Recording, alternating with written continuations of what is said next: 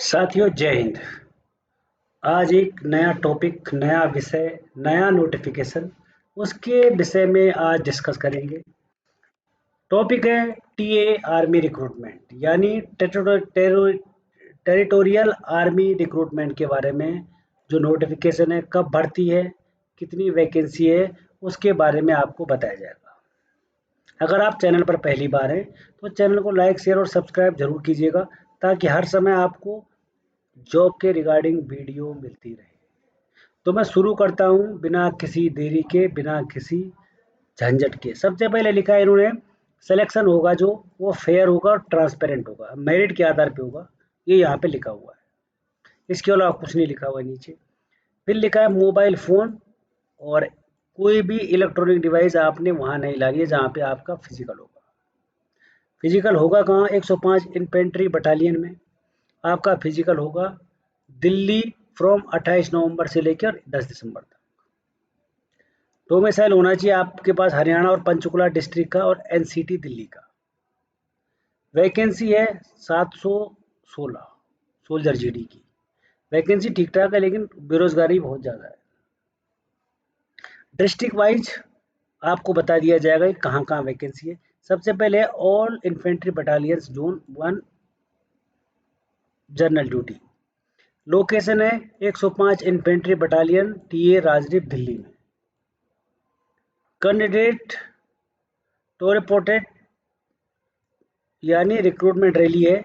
आपको 2 बजे वहाँ पहुँचना है सुबह, और 5 बजे के बाद वहाँ पर कोई भी आपकी एंट्री नहीं की जाएगी। सबसे पहले देखते हैं भर्ती 28 नवंबर को, यानी आज 26, कल 27 और परसों 28, रोहतक और कुरुक्षेत्र की है। 29 नवंबर 2025 को है झज्जर, पलवल और नूह की। 1 दिसंबर को होगी सोनीपत और अम्बाला की। 2 दिसंबर को होगी गुरुग्राम, रेवाड़ी की। 3 दिसंबर को होगी भिवानी, यमुनानगर की। 4 दिसंबर को होगी चरखी, दादरी और सिरसा की। 5 दिसंबर को हिसार, फतेहाबाद। 6 दिसंबर को जींद, करनाल। 8 दिसंबर को महेंद्रगढ़ और कैथल। 9 दिसंबर को पानीपत, फरीदाबाद। और 10 दिसंबर को एनसीटी दिल्ली की भर्ती होगी। यहाँ पर लिखा है candidate to report at recruitment rally. 2 बजे आपने पहुँचना है और 5 बजे के बाद गेट बंद कर दिया जाएगा। एज है 18 से लेकर 42 साल तक, एज बहुत है। फिजिकल में क्या क्या होगा? Height 160 centimetre, weight 50 KG, chest 77 centimetre और फुलाने के बाद 5 centimetre. Education qualification soldier GD general के लिए है, क्लास 10th चाहिए और 45% मार्क्स चाहिए। ठीक है। बाकी इसमें है candidate should get the following original documents. आपको क्या क्या ओरिजिनल डॉक्यूमेंट्स लाने हैं? फोटो कॉपी भी चाहिए 2 उनकी, है ना, और अटेस्टेड बाई गजेटेड ऑफिसर, कि कोई ऑफिसर होगा आपके यहाँ, कोई सरकारी डॉक्टर फाक्टर होगा कोई, उनके यहाँ पे आपने साइन करवा के लाने हैं। सबसे पहले है डोमिसाइल सर्टिफिकेट चाहिए। अगला है करेक्टर सर्टिफिकेट, आप सरपंच से ला सकते हैं, प्रिंसिपल स्कूल से ला सकते हैं। कास्ट सर्टिफिकेट आपको लाना है। कलर पासपोर्ट साइज चाहिए 20, और मार्कशीट चाहिए 10th की। फोटोकॉपी, पैन कार्ड और आधार कार्ड दोनों की चाहिए।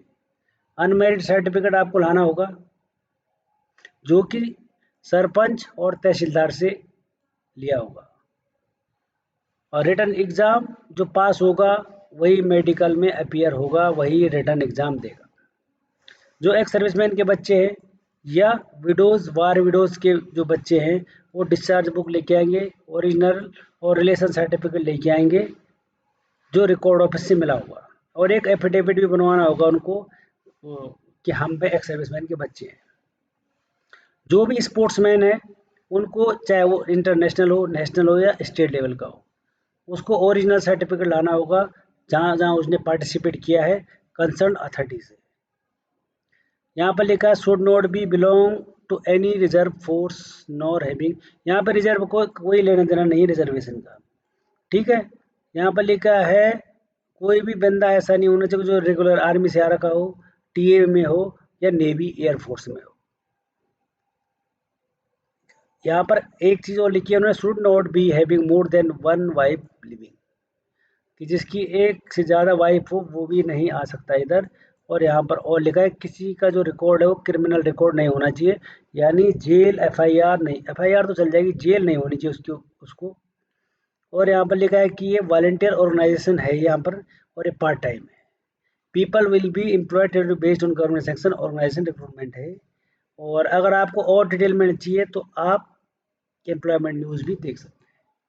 तो साथियों, ये जो नोटिफिकेशन था ये है वीर जवानों के लिए जिन्होंने देश की सेवा करनी है अभी, टीए आर्मी के लिए। तो उम्मीद करता हूँ कि आप 28 तारीख से अपने मिशन में कामयाब हो और आप देश की सेवा के लिए तत्पर रहें और झंडा फहराने के लिए आप तत्पर रहें। फिर मिलेंगे एक और नई अपडेट के साथ, तब तक के लिए थैंक यू और धन्यवाद।